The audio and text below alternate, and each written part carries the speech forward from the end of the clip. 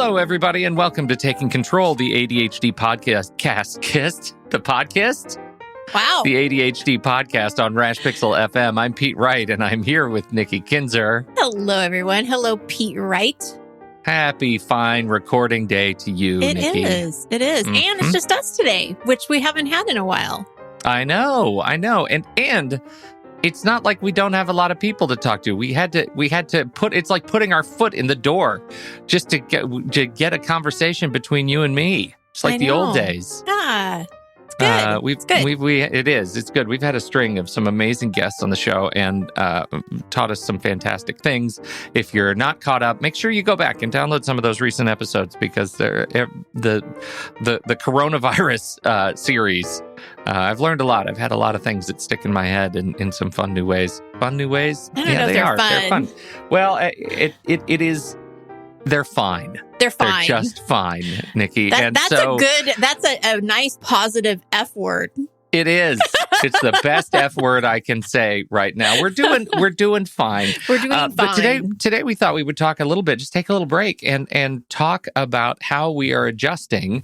And I say the royal we, the collective we, the community we, to this different sort of normal. And, we've had a lot of signals thrown at us over the last several months. And we're, dealing with the effects of stay-at-home orders and the growing pandemic. And how are we doing collectively? We asked the question on Facebook, and we're very excited to hear some answers and talk about some of the solutions that you all are sharing and that Nikki has to share. And you, Pete?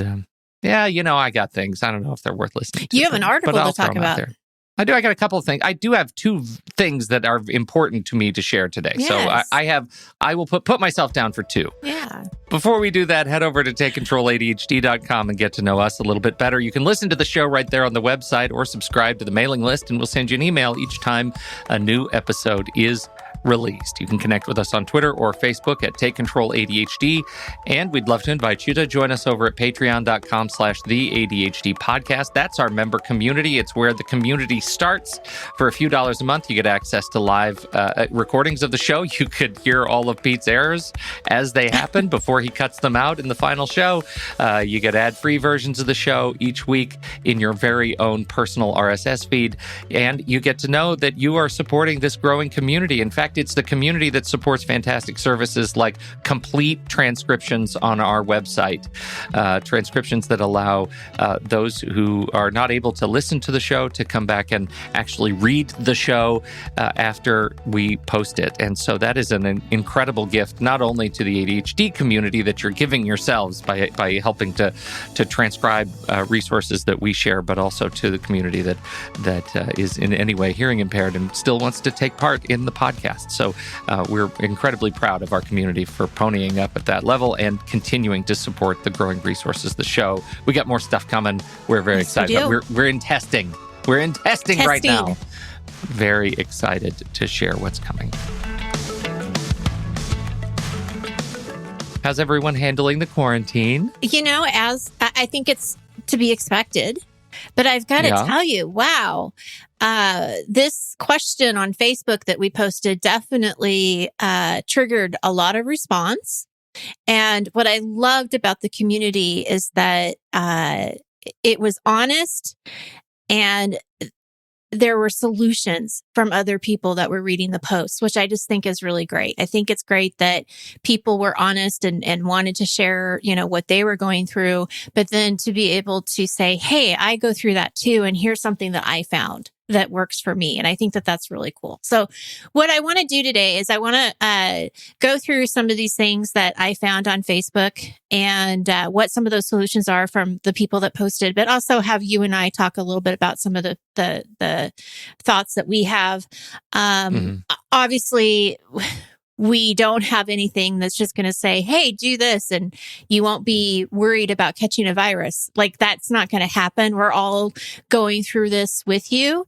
And, there's things here that I wish I had a solution for, but we just don't. And so maybe just being together in it will make us feel a little bit better. And just talking about it too, right? I think makes a difference. Yeah. So what I did this morning before we got on is I did a little bit of organization.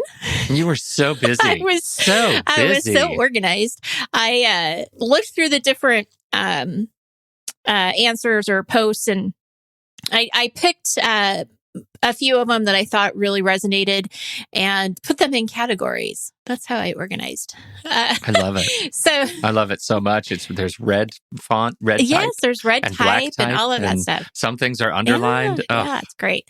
So before I go to the big one, which is actually the first on the list, I'm going to actually go wrap myself back to that one later. But fear of germs. I'm going to start with that one first. So, yeah, that's right in my bailiwick. Right. Yeah. So here's the challenge: having to shop. I'm freaking out internally when anyone is close to me or is too handsy with something I need to touch. And then the other challenge is remembering to wash my hands more and not touch my face. Not touching my face is really hard for me. So here are some solutions from other people that posted. My friend suggested carrying an umbrella or cane to physically occupy extra space and therefore get more space from others. I thought that was a great idea. I like that one a lot. Yeah, really kind of a nice visual too. The benefit of parasols, right? It just kind of is a throwback. It doesn't have to be raining. Right. Just crank open that umbrella and use it as your own personal shield. I love it. You bet. Another idea, I keep bleach wipes in a Ziploc so I can clean public surfaces before and after I need to handle them. Fits in my wallet and my pocket, keeps things clean for me and for others. And they don't have to be packaged, prepackaged wipes. You can just use some soap and warm water on a washcloth and put that in a Ziploc, and you'll just remember to wash it. Yeah. When you bleach a warm water on a thing, and you can wipe down groceries. You can do all that stuff. So that you can, which is a good point. Keep it, because we're going to run out of Clorox wipes. We have some right now. Right. We're going to run out of them, and then we're not going to be able to find them again. So I think that's a really good idea as a something that you can do. I've also noticed that the grocery store that I go to anyway, they don't give you a cart until it's been sanitized. So they actually have a person there that says, "Would you like a cart?" And then he gives you a cart, and that was the one that's been sanitized. So they are monitoring that a little bit, but I still wore gloves and I still wore a mask. We actually went through a sewing project this weekend. We found the pattern for homemade masks and made masks for everybody in the family. And they're the kind where you make the mask and then they separate. Actually, here's one we made out of old T-shirts, and you put. We actually made it, and it's I can wear my cat on my face. Oh, cute. And then in between here, you put cloth or paper towel or something as an extra filter. Yeah. And you can. So something I noticed when I wore the mask yesterday when I went to the store, because I wear glasses, it's really challenging to not fog up the glasses. Any tips on that? For me? Yeah, because you have glasses. Nikki, this is my plague. I'm a new glasses wearer relative. You always have fog in your glasses. All the time. My eyeballs are sweaty. I forgot about that. I have sweaty eyeballs. That's just weird.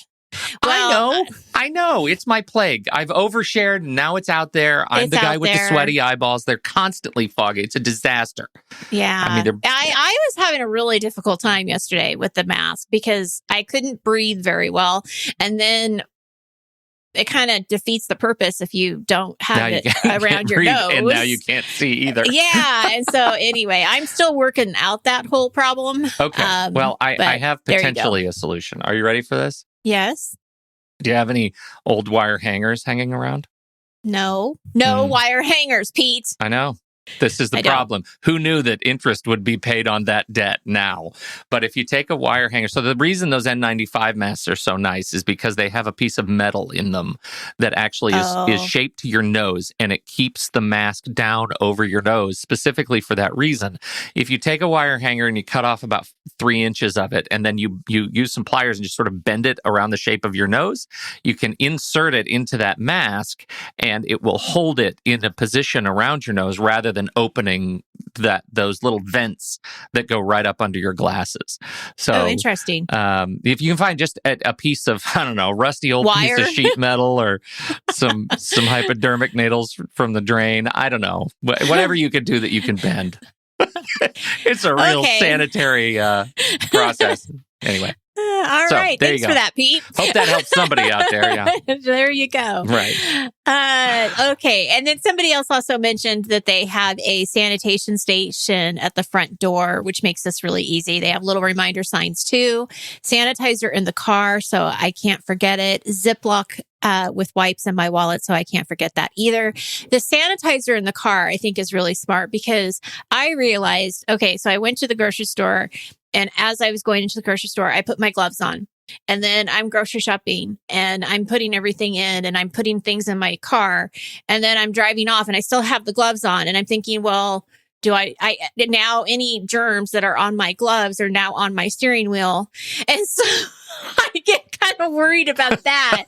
And so I ended up taking the gloves off and I drenched. I had like sanitizer on my pants because I drenched it. I drenched, the steering wheel with sanitizer. So, I don't know if that was the right thing to do, but I'll throw a recommendation in here. The Sawbones podcast has been doing some great work. It's a husband and wife, Sydney and Justin McElroy, and Sydney's a physician and she works in a hospital. She's obviously front lines on this whole thing, and so they talk. It's usually a medical history show, but they did an episode a few weeks ago about sort of her routine around coronavirus, because of course she leaves the house every morning and she goes to a hospital that's full of coronavirus, and they're in the South, and they have been dealing there, and I think they're in West Virginia, and they've been dealing with no stay-at-home orders and like delays and all kinds of things, and so she walked through what she does, and so she actually set up essentially a clean room in her garage. So she'll leave in the morning and she leaves the house clean. She gets in her car, which is now considered an unsafe environment, right? And she's masked, but she does her best to clean it. She goes to work. She has a separate set of clothes to go into the hospital. When she comes out, she goes home. She gets out of the car. She strips down completely, goes into the house, and nobody can talk to or touch her until she's had a complete shower. And all of her clothes go into a hamper that is out in the garage.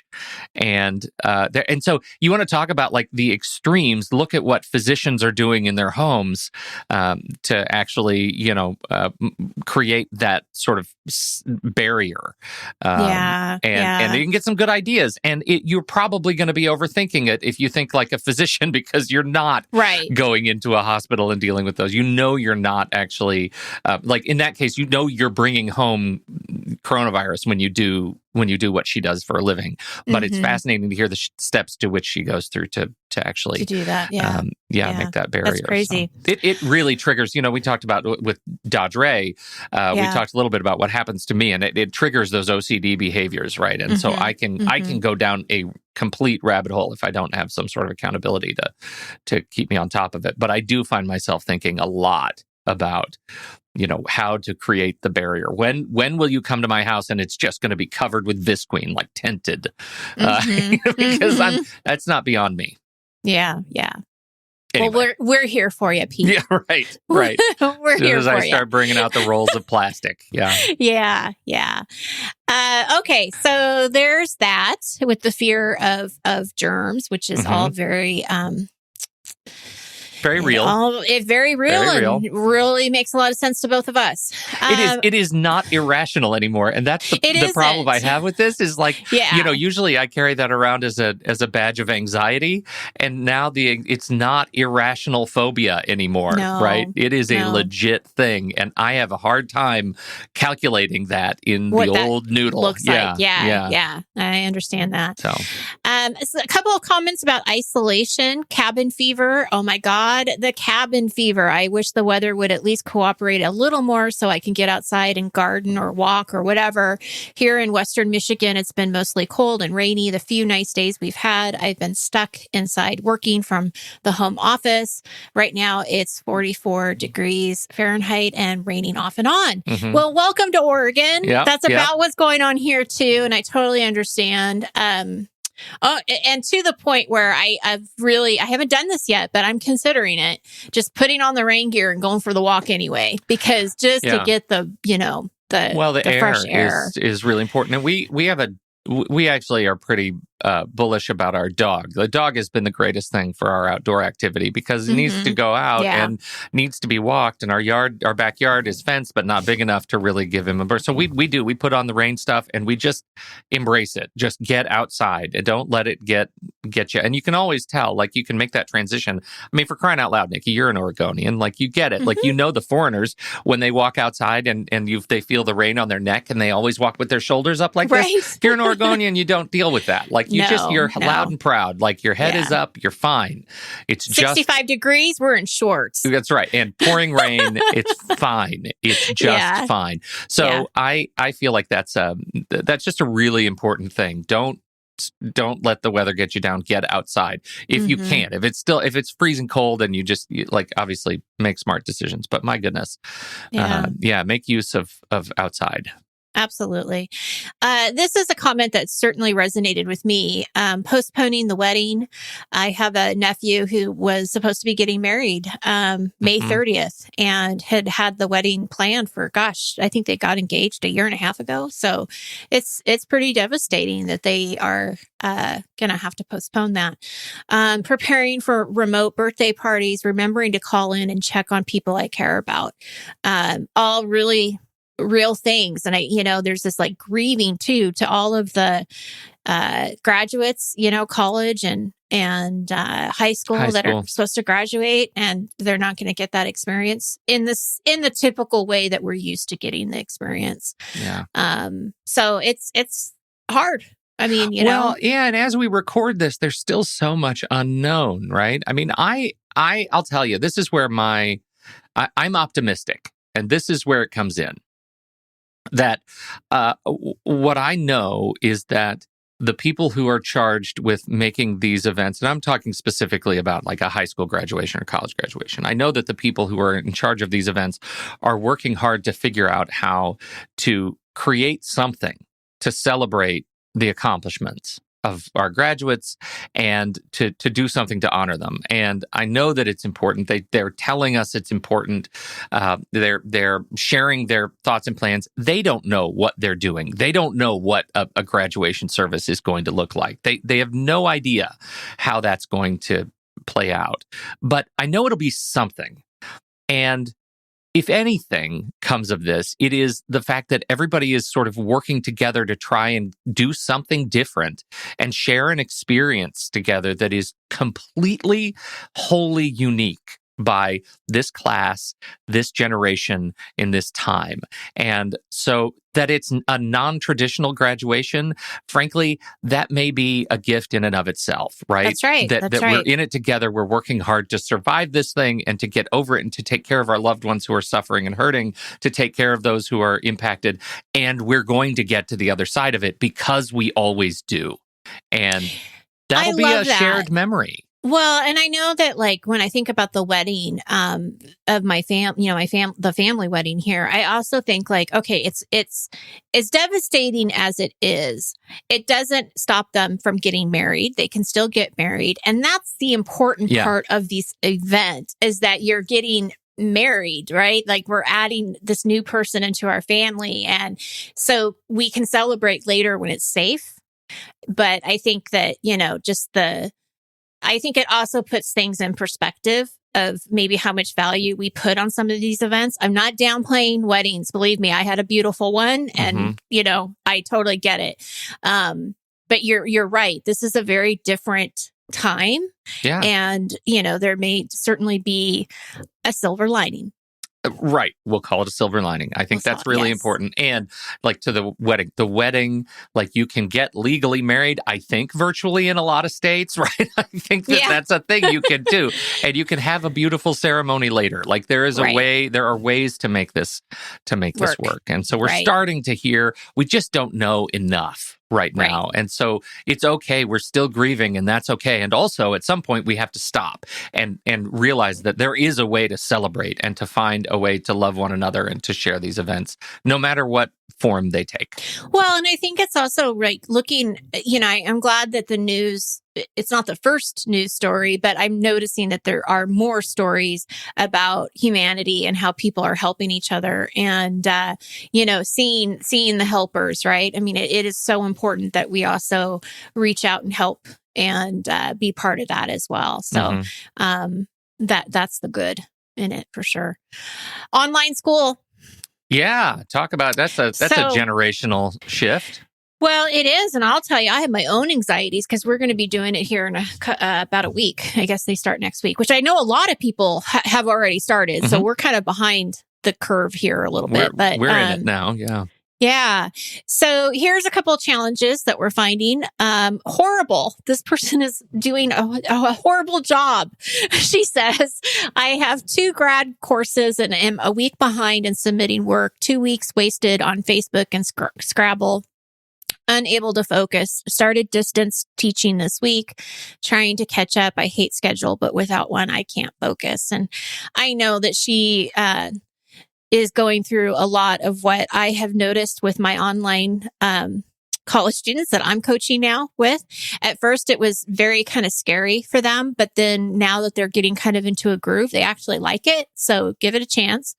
But one of the suggestions I would have for her specifically is to talk to your professor about where you're behind and see if you can get some extensions. The professors are just as messed up in this as everybody else. They don't know what they're doing either, and they're doing the best that they can. And so I would just talk to your professors and let them know what's going on. And I hope that they're understanding. The other thing that I would say about focus with students specifically, this is so true with people who are working, but it's also very true with students. Find somebody that you can study with and have some kind of schedule or routine with that person and have that be your body double. Like put that into your routine. Like every evening from 6 to 9, you're going to be studying with Bob and you guys are going to meet up on Zoom or FaceTime or whatever. And that's when you're going to get your homework done. It really helps. It really helps to have somebody that you are working with who you're accountable to, and you'll get your work done, and it helps with the focus. It also kind of allows you, to feel like you can kind of but kind of just do whatever you want to do because you know you're going to have time aside, right? So don't feel guilty about not doing it because you are going to meet this person at, you're meeting Bob. Yeah, right. It's a commitment. And, we talk a lot about finding rhythm, like creating a schedule, making rhythm, creating all sorts of alerts and things. But if you're really struggling with getting the work done, part of that rhythm, part of that schedule has to include an accountability person, right? It has really to include somebody who, to which you are accountable directly. And I think I cannot echo that enough. And that is something like, it's not just the alarms aren't the only thing. Join a study hall, jump into the accountability group in our community, like figure out a way to invite another human being to be present during your session. It'll keep you quieter. It'll keep you more focused. It'll keep it will, even if you only get 30% of what you really want to get done. If that 30% is more than you would have done without support, without having an accountability person, that's a win, right? That is totally it. Because I know, like on Friday, I put a study hall together in our Discord group, and I said, "Look, You needed the work. I needed this. I needed to have 2 hours where I was held accountable in this group and say, okay, I'm opening up this group for everybody. Come join me. I have about 2 hours of work. I have to get it done. Otherwise, if I don't get it done, I will be watching the new season of Ozark, which I did over the weekend. But I did get my work done Friday afternoon so that I could, without guilt, watch 12 shows That's 12 hours of TV. Congratulations. Ozark. Yeah. Really good season for Ozark fans. You won Ozark. So, yes. Yeah. But anyway, I do think it really does help, because I can tell you, Pete, if I hadn't done that, I know I wouldn't have done that work. Mm-hmm. I would have just said, I'll do it later. Guaranteed.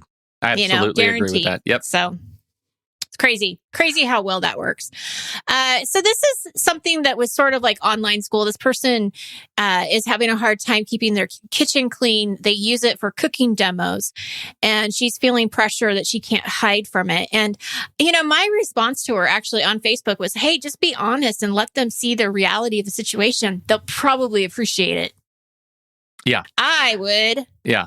Right. Yeah. This is what it looks like to cook, right? Yeah. This is what it looks like in a real kitchen. It's okay. I think if anything has happened over the last 2 months, I think we've seen this shift in what our expectations are for and allowed us to put some quotes around professional, right? That it doesn't mean perfect. And so, I'm in meetings with people that normally would have been in conference rooms, video conferences, where I'd be in these conference rooms and big screens and everybody looks fine. And now it's okay that a cat walks across the keyboard in front of the camera. Like it's accepted and normal, and everybody can be frustrated by busy kitties, but it is just the way the world is right now. And it's okay. Exactly. A dirty kitchen is real as long as the resources that you need to actually do your cooking demos are available to you. Then hey, if there's some extra dishes around, I wouldn't sweat that fret too about much. It. No.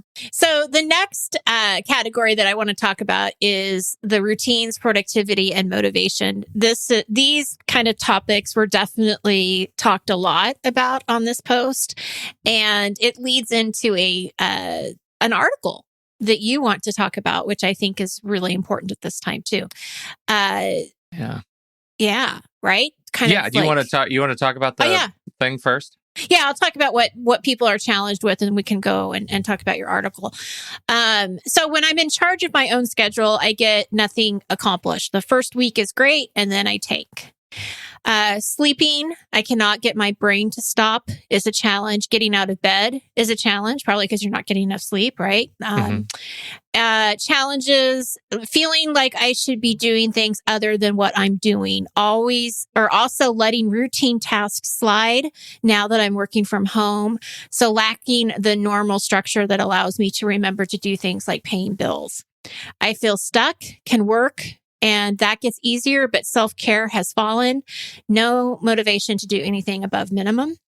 I know what I should do with self-care and consistent schedule, but I'm not motivated. So what if it doesn't get done?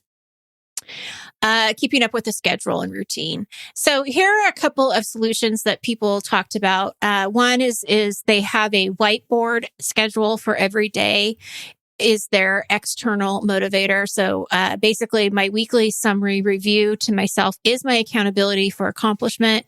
My morning coffee Zoom meetings with friends gets me up at a consistent time and dressed and talking and at my desk. It ends at the same time every day, so it can't run late, and we all have to get to it. Love that. That's the accountability piece that we were just talking about. Another solution is I have to keep reminding myself that it's just got to be done in bite-sized pieces, to find silly escape moments or exercise to reset when I'm spinning my wheels.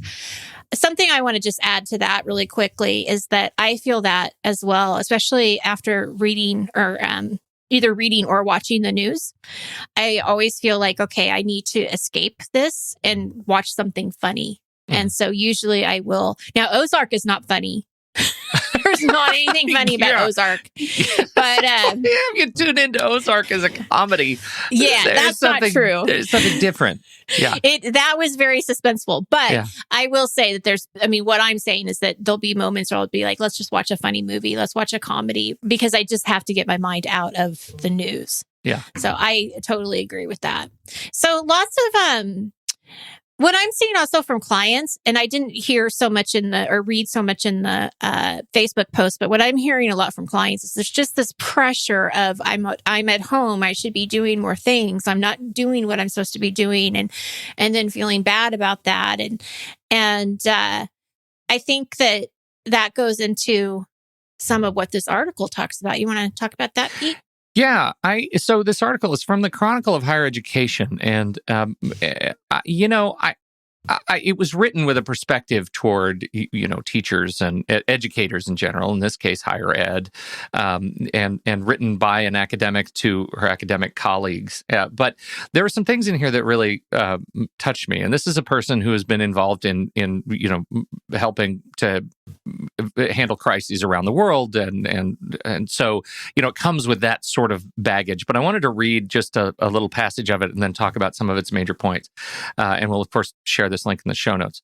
And I think the title of the article is actually not great. The editor who wrote this title is lame. Why you should ignore all that coronavirus-inspired productivity pressure. It's not a good title, and it's not really what the article is about. So ignore that.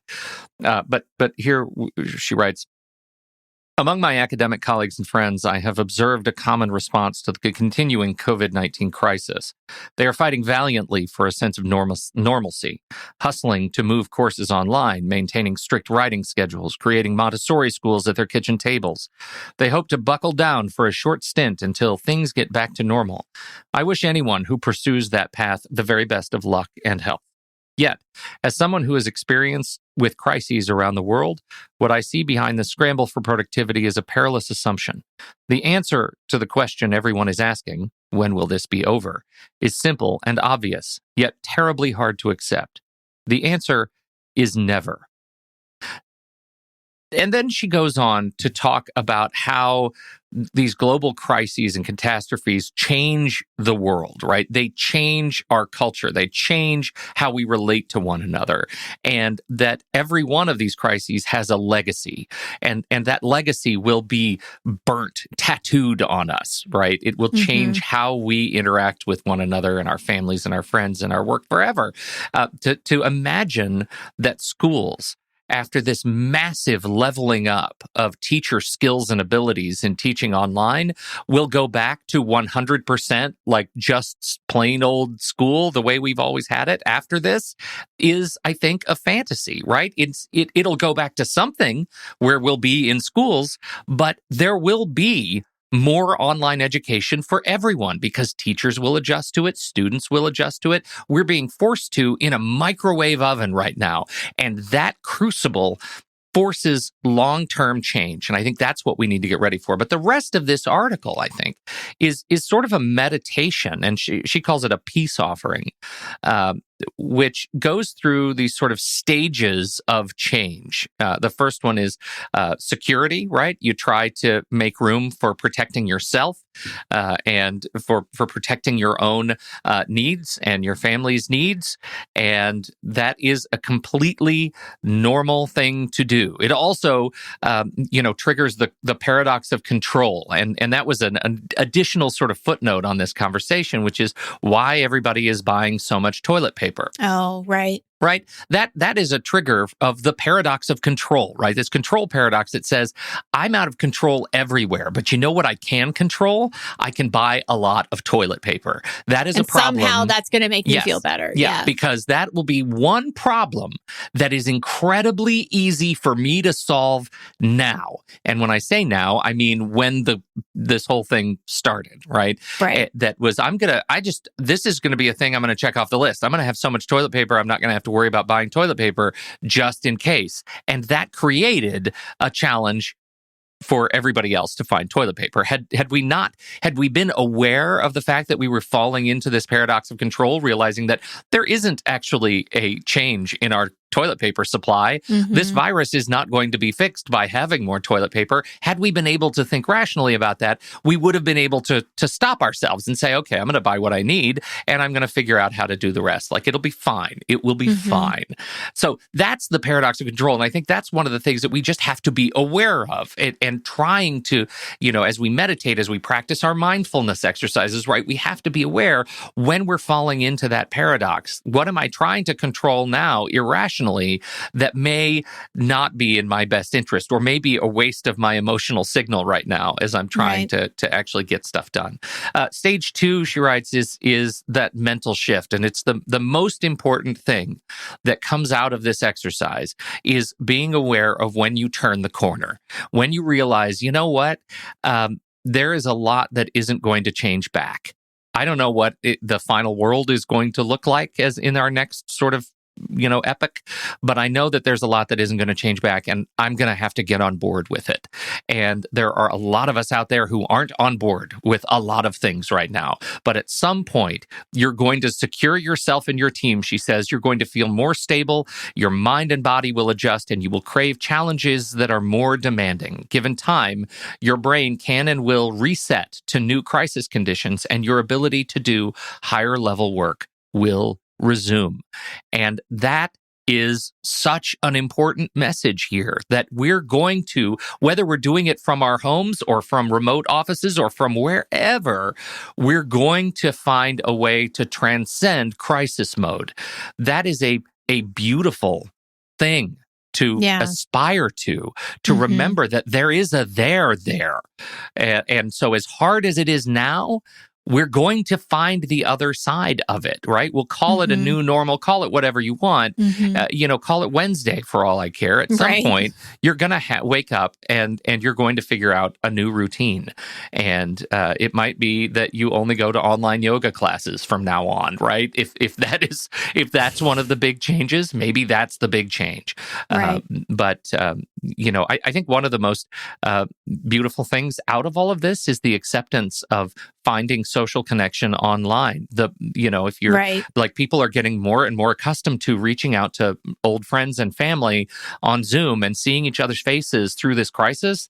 And that may be the greatest gift of all of this, right? If there is a gift in this, it's that we are actually more connected emotionally, even when we are not physically connected, than we've ever been before. And those are going to be, I think, some hard habits to shake in a really good way. So this is a fantastic little meditation on shift. I have shared it with a number of people, and there are some people who've responded deeply negatively to it. So I'm curious to hear what others feel like. So I will share it in the show notes and see what you think. Yeah, absolutely. That's what I got. Yes, absolutely. Well, good stuff, Pete. Thank you for sharing that. Well, thank you. And again, thank you to everyone who responded to the Facebook post. I really appreciate it. It really gives us insight too, of what other people are going through. And again, we're not alone in all of this. We're all dealing with it in different ways, and a lot of uncertainty for sure. But like you said, we're gonna get through it. Thank you, everybody, for downloading and listening to this show. We appreciate your time and your attention. On behalf of Nikki Kinzer, I'm Pete Wright, and we'll catch you next time right here on Taking Control, the ADHD podcast.